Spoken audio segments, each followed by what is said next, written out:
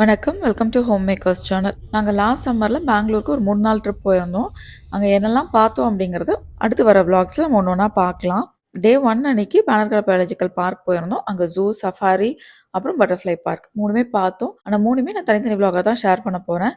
So இந்த விளாக்ல பேனர்கட்டா zoo எப்படி இருந்தது அப்படிங்கிறத பார்க்கலாம். நாங்க பேனர்கட்டா பயாலஜிக்கல் பார்க் போய் சேரும்போது டைம் 11:40 கிட்ட ஆயிடுச்சு. ஸோ இந்த போர்ட்ல பார்க்கிங் சார்ஜஸ் எவ்வளோன்னு கொடுத்துருக்காங்க பாருங்க. காருக்கு வந்து ரூ. 50 சார்ஜ் பண்ணாங்க. ஸோ அந்த கேட் கிட்டேயே நிற்கிறாங்க. அவங்கக்கிட்ட பே பண்ணி பார்க்கிங் டிக்கெட் வாங்கிட்டு உள்ளே போய் பார்க் பண்ண வேண்டியது தான். பேனர்கட்டா பயாலஜிக்கல் பார்க்கோட டைமிங்ஸ் பார்த்தீங்கன்னா காலையில் 9:30லேருந்து ஈவினிங் 5:30 வரைக்கும். பட் இண்டிவிஜுவல் ஃபெசிலிட்டிஸோட டைமிங் வந்து கொஞ்சம் மாறுபடும். அதாவது ஜூ, பட்டர்ஃப்ளை பார்க், போட்டிங்கெல்லாம் காலையில் 9:30லேருந்து ஈவினிங் 5 o'clock வரைக்கும். சஃபாரி மட்டும் பார்த்தீங்கன்னா 10 மணிலேருந்து சாயங்காலம் 4:30 வரைக்கும். அதே மாதிரி டியூஸ்டேஸ் வந்து ஹாலிடே, மற்ற எல்லா நாளும் திறந்துருக்கும். சரி, நாங்கள் வண்டியை நிறுத்திட்டு டிக்கெட் வாங்கலாம் அப்படின்னு போயிட்டுருந்தோம். ஆனால் நடந்துக்கிட்டே இருந்த மாதிரி இருந்தது. வழியில் கடைகளும் இருந்தது. ஆனால் எதையும் நின்று பார்க்கல. கொஞ்சம் சீக்கிரம் வந்திருந்தோம் அப்படின்னா எல்லாத்தையும் நிதானமாக பார்த்து இருந்திருக்கலாம். வரும்போதே கொஞ்சம் நேரம் ஆயிட்டனால அவசர அவசரமாக இப்போ போயிட்டுருக்கோம்.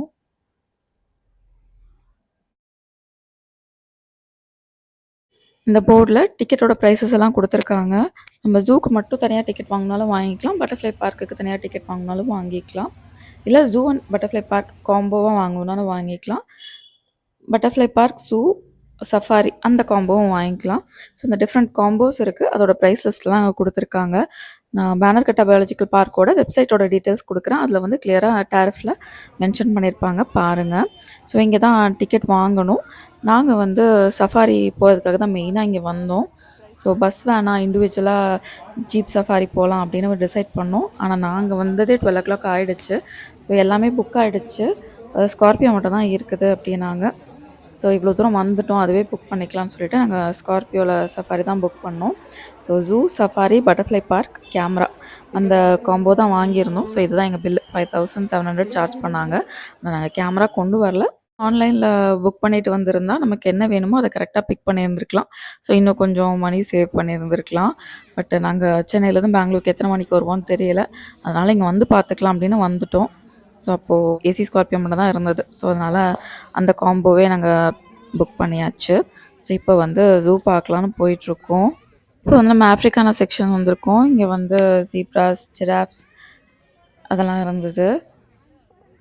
பிள்ளைங்க வந்ததுமே ஜீப்ரா அண்ட் ஜிராஃப் பார்த்தது ரொம்ப எக்ஸைட் ஆகிட்டாங்க. ஸோ ஜூ பார்த்தீங்கன்னா கிட்டத்தட்ட 100 ஏக்கர் பரப்பளவில் இருக்குது. இங்கே 90 ஸ்பீஷீஸ் ஆஃப் வைல்ட் லைஃப் இருக்குது. கிட்டத்தட்ட 1000 அனிமலுக்கு மேலே இருக்குது. ஸோ ஒரு இடத்துலையுமே பார்த்தீங்கன்னா போர்டு வச்சுருக்காங்க. அந்த அனிமலுக்கு முன்னாடி எல்லாம் சயின்டிஃபிக் நேம், அதோட ஹேபிட்டேட்டு, அதோட டயட்டு, இந்த மாதிரி எல்லாம் வேரியஸ் இன்ஃபர்மேஷன்ஸோடு கொடுத்துருக்காங்க.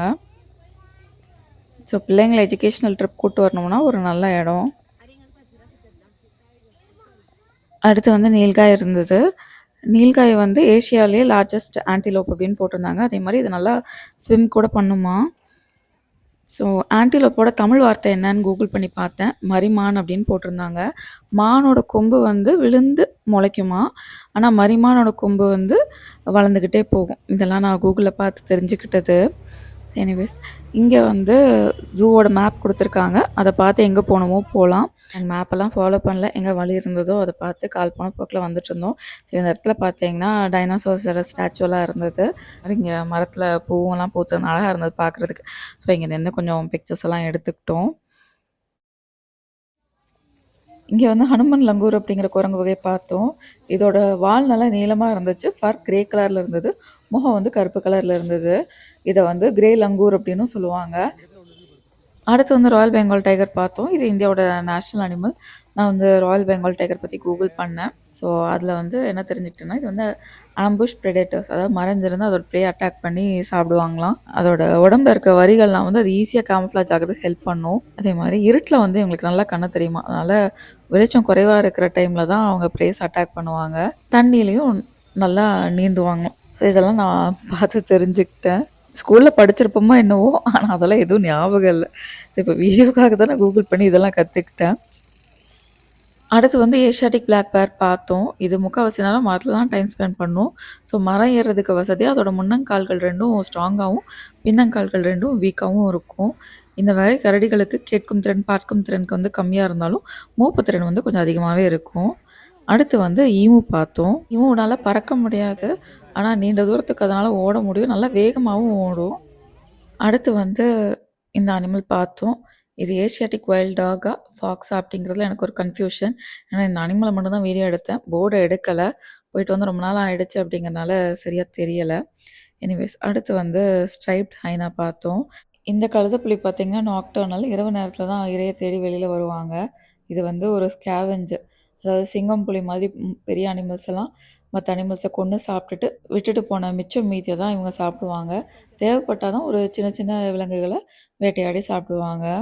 ஸோ இந்த வகை கழுதைப்புலி பார்த்தீங்கன்னா, மேல் அண்ட் ஃபீமேல் சேர்ந்து தான் இருப்பாங்க. 2 பேரும் சேர்ந்து தான் அவங்களோட குட்டிகள வளர்த்துவாங்க. அடுத்து வந்து கோல்டன் ஜாக்கால் பார்த்தோம். இது வந்து ஒரு புத்திசாலித்தனமான விலங்கு. இது இரவு நேரத்தில தான் இரைய தேடி வேட்டையாடுறதுக்கு வெளியில வரும். ஆனா, மக்கள் நடமாட்டம் இல்லாத இடத்துல அது பகல்லேயும் வெளியில வரும். இது வந்து மொனோகமஸ், அதாவது வாழ்நாள் முழுவதும் ஒரே துணையோட வாழக்கூடியது. இங்க பார்த்தீங்கன்னா, போட்டிங்க்கு போற வழி இங்க இருக்கு. போட்டிங் போணும்னா தனியா டிக்கெட் வாங்கணும். ஆனா, போட்டிங்கில வந்து எங்களுக்கு அவ்வளவா இன்ட்ரெஸ்ட் இல்ல. அதனால நாங்க டிக்கெட் வாங்கல. உங்களுக்கு போட்டிங் போணும்னா அதுக்கேத்த மாதிரி பிளான் பண்ணி வாங்க.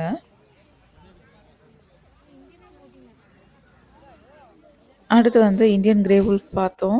இந்த வகை ஓநாய்கள் வந்து இந்தியால இப்போ அழியிற நிலையில இருக்கு. இதோட எண்ணிக்கை வந்து இந்தியால இப்போ 2000லேருந்து 3000த்துக்குள்ள தான் இருக்கும் அப்படின்னு சொல்றாங்க.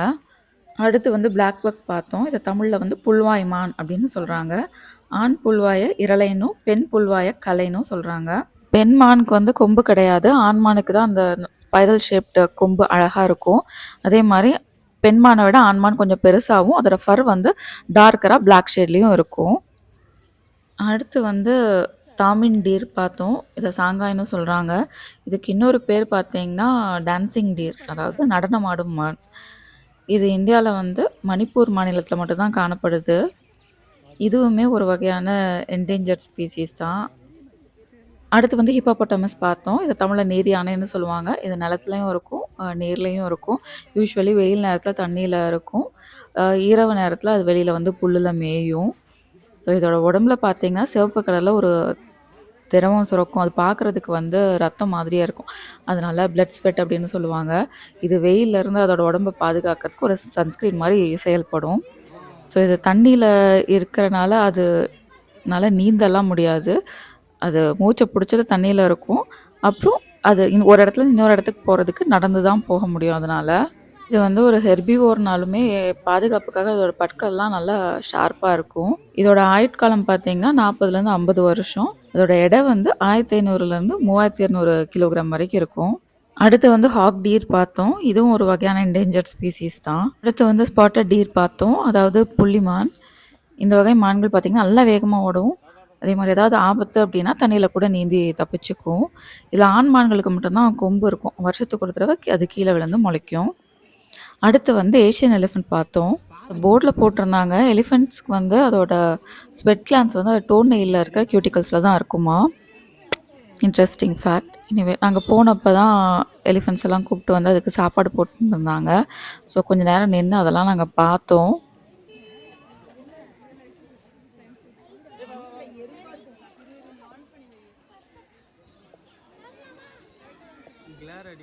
இது வந்து இந்தியன் லெப்பர்ட் பார்த்தோம். இந்த லெப்பர்டுக்கு இருக்க ஸ்பாட் பேட்டர்ன் பார்த்தீங்கன்னா, நம்ம கைரேகை மாதிரி ஒரு லெப்பர்டுக்கும் அந்த ஸ்பாட் பேட்டர்ன் யூனிக்காக இருக்குமா. சிறுத்தை வந்து நல்லா வேகமாக ஓடும். அதே மாதிரி நல்லா மரமும் ஏறும். இது வேட்டையாடின இரைய மற்ற அனிமல்ஸ் எல்லாம் இதுக்கிட்ட இருந்து திருடிடக்கூடாது அப்படிங்கிறதுக்காக மரத்து மேலே ஏறி உட்காந்து சாப்பிடுமா. ஸோ இங்கே வந்து லைன் இருந்தது, ஆனால் அது திரும்பி உட்காந்துருந்தது. ஸோ இந்த இடத்துல பார்த்தீங்கன்னா வரிசையாக பேர்ட்ஸ் எல்லாம் வச்சுருந்தாங்க. இப்போவே 1:15 ஆயிடுச்சு. எங்களுக்கு 1:30க்கு வந்து சஃபாரி இருந்தது. அதனால வேக வேகமாக எவ்வளோ பார்க்க முடியுமோ பார்த்துட்டு வந்துட்டு இருந்தோம். பாருங்க எங்கள் மக்காவு கூட இருக்கு.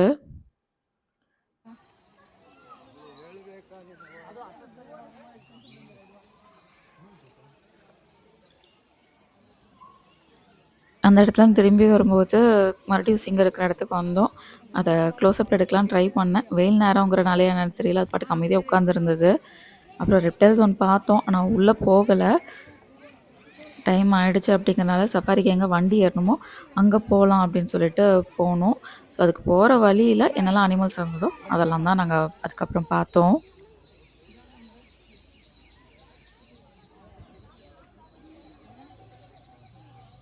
பார்த்திங்கன்னா வெள்ளை மயில் இருந்தது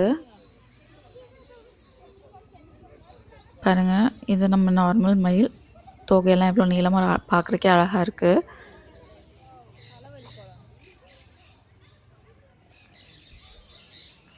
ஸோ இங்கெல்லாம் மறுபடியும் விதவிதமான லவ் பேர்ட்ஸ் எல்லாம் இருந்தது.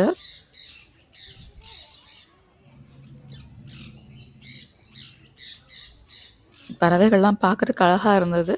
ஆனால் அவசர அவசரமாக போயிட்டு இருந்தனால ரசித்து பார்க்க முடியல. இங்கெல்லாம் வந்து ஆலிகேட்டர்ஸ் இருந்தது.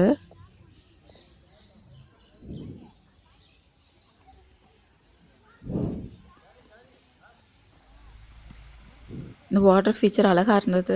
எவ்வளோ நேரம் ஆனாலும் நம்ம கண்டென்ட் முக்கியம் அப்படின்னு இதையும் மிஸ் பண்ணக்கூடாது அப்படின்னு இதையும் கொஞ்சம் வீடியோ எடுத்தாச்சு.